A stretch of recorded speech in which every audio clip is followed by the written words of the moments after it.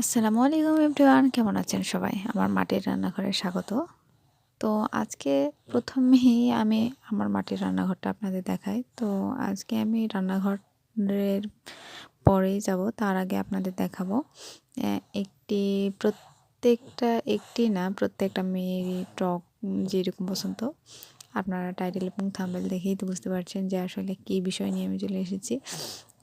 তো জলপাই দেখতেই পাচ্ছেন আমার গাছে প্রচুর পরিমাণে জলপাই ধরছে, আর সেই জলপাইগুলো পেড়ে আমি আপনাদের জন্য 2 প্রকারের আচার রান্না করে দেখাবো। আর কেমন হবে এই আচারগুলা সব কিছুই আপনাদের দেখাবো, এই জন্য আমার পাশেই থাকবেন।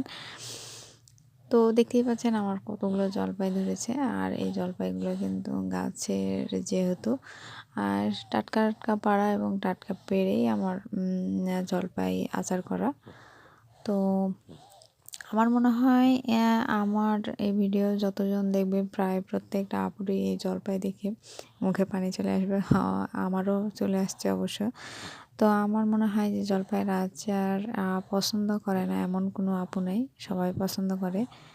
তো আমি আজকে আপনাদের এই জন্যই, যেহেতু জলপাইয়ের সিজন, এই জন্যই আমি জলপাইটা আপনাদের আচার করে দেখাবো।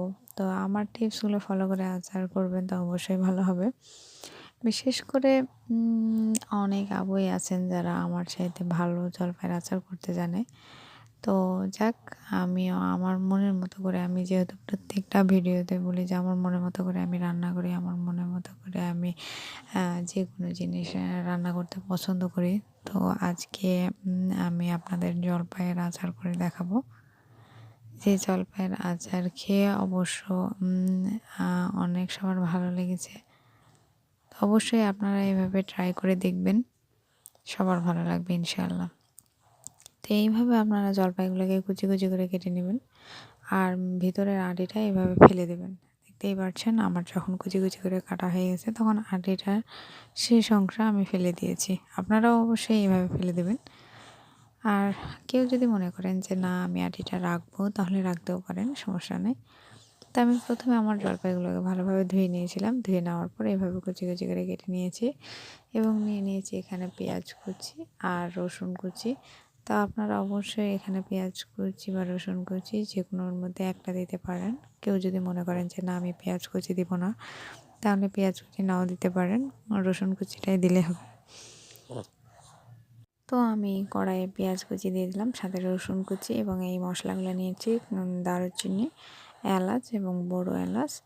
এই মশলাগুলো আপনি নিয়ে একসঙ্গে তেলে ভেজে নেবেন। আর তেলটা তো অবশ্যই সরিষার তেল দিবেন, কারণ সরিষার তেলে আচার, সম্পূর্ণ আচার সরিষার তেলেই কিন্তু ভালো হয়।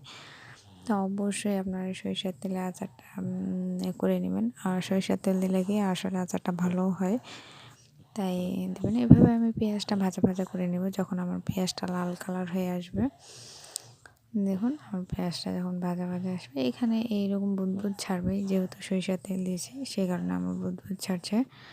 তো এভাবে আপনি তেলে আপনার ছোটো ছোটো পিস পিস করে কেটে রাখা জলপাইগুলো দিয়ে দেবেন, দিয়ে তেলে কষিয়ে নেবেন। তো এইভাবে আমি তেলে কষাতে কষাতে কিছুক্ষণ পর আমি দিয়ে দেবো 1 চা চামচ হলুদ গুঁড়ো। 1 চা চামচ নাও দিতে পারেন, আপনাদের জলপাই অনুযায়ী কম বেশি করে আপনি বাড়িয়ে নিতে পারেন। দিব 1 চা চামচ হলুদ গুঁড়ো। আমার যেহেতু জলপাই অনেকগুলো জলপাই, সেহেতু আমি 1 চা চামচ করেই দিয়েছি। এবার আমি ভালোভাবে আমার তেলেই কিন্তু ভেজে নেব। আমার জলপাইগুলোকে মশলা দিয়ে আমি তেলে ভালোভাবে ভেজে নেব। দেখতেই পাচ্ছেন যে আমি ভালোভাবে ভেজে নিয়েছি। তো আমি এভাবে প্রায়ই আমার আচারগুলো করে থাকি। আর মাশাআল্লাহ ভাত দিয়ে খেতে ভালোও লাগে, আবার সংরক্ষণ করাও যায়। আপনি ভিনেগার দিয়ে সারা বছর সংরক্ষণ করে রাখতে পারবেন। নরমালে যদি রাখেন তাহলে প্রায় অনেক দিন থাকে। তো অবশ্যই আপনারা নরমালে রেখে ব্যবহার করবেন। তো দেখতেই পাচ্ছেন যে আমার তেলে ভাজা হয়ে গেছে। তেলে ভাজার সময় দেখবেন যে আপনার জলপাইটা প্রায় সিদ্ধ হয়ে এসছে, আর সিদ্ধও হয়ে যাবে। জলপাই যেহেতু, সেহেতু তো তাড়াতাড়ি সিদ্ধ হয়। এখানে দিয়ে দিচ্ছি আমি চিনি। আমি লবণ ঝাল মিষ্টি, আমি নুন ঝাল মিষ্টি যেটা বলে, সেই আচারটা আমি করব।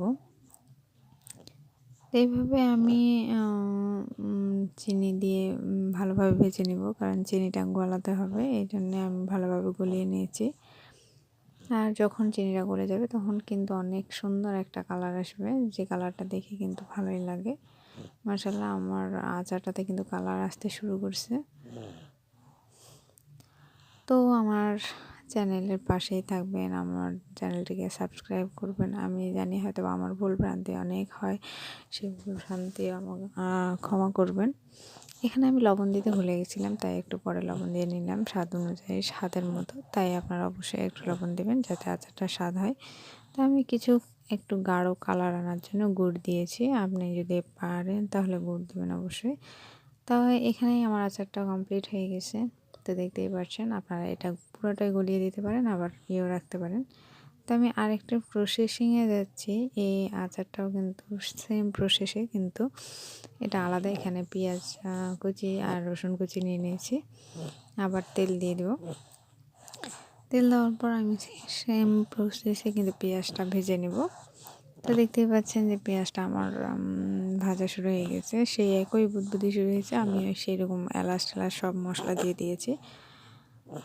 তো আমার ভিডিওটা অবশ্যই ভালো লাগলে আমার পাশেই থাকবেন। অনেক আপু আমায় কমেন্ট যখন করে তখন ভালোই লাগে, তো অবশ্যই আমাকে কমেন্ট করে জানাবেন। তো এখানে আমি তেলে কিন্তু আমি গুড়টা দিয়ে দিয়েছি। এর আগের বার কিন্তু তেলে আমি গুড় দিইনি, আমি কিন্তু পরে গুড় দিয়েছিলাম। তেলে আমি এভাবে গুড় দিয়ে দেবো আর সাথে চিনি দিয়ে দেবো, কারণ আমি একটু মিষ্টিটা বেশি করবো এটা। এই জন্য তেল চিনিটা আমি ভালোভাবে এভাবে গলিয়ে নেব। গলিয়ে নেওয়ার জন্য আমি একটু পানি দিয়ে দেবো, পানি দিলে কিন্তু ভালো গলে যায়। এখানে স্বাদ আনার জন্য লবণ দিয়ে দিলাম।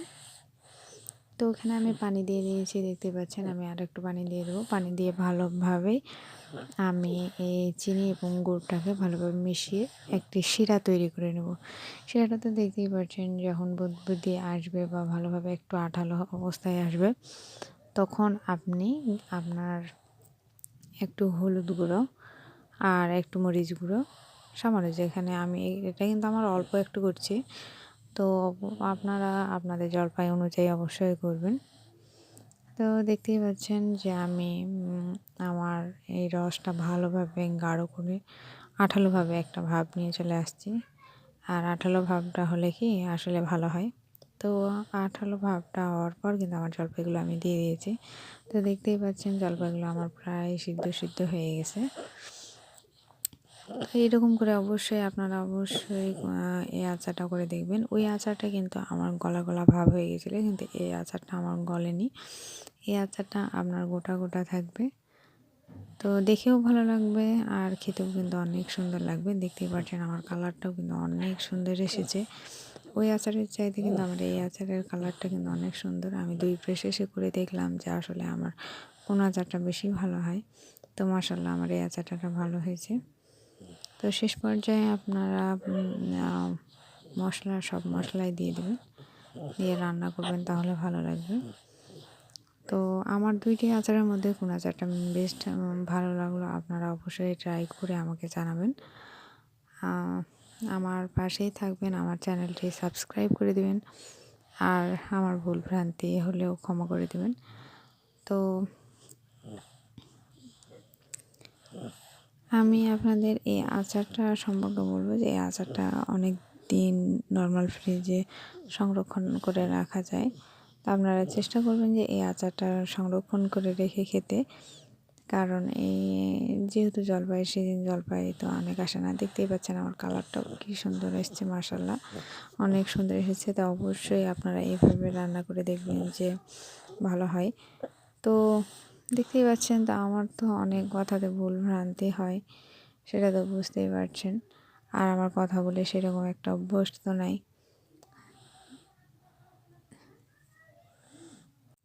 তো দেখতেই পাচ্ছেন আমার আচারটার কালারটা অনেক সুন্দর এসেছে, অনেক সুন্দর। এখানে আমি কিন্তু একটাও বিচি নিইনি, আমি ওর আটিগুলো ফেলে দিয়েছি। এখানে আপনারা যে কোনো গুঁড়া মশলা ছিটিয়ে দিতে পারেন, তাহলে একটু সেন্ট হবে। যেখানে ধনিয়া গুঁড়া, জিরা গুঁড়া, পাঁচ মশলা সব কিছুই থাকবে। এই মশলাগুলো একটু ছিটিয়ে দিবেন, তাহলে ভালো লাগবে। তো সবাই ভালো থাকবেন। ধন্যবাদ সবাইকে। আসসালামু আলাইকুম।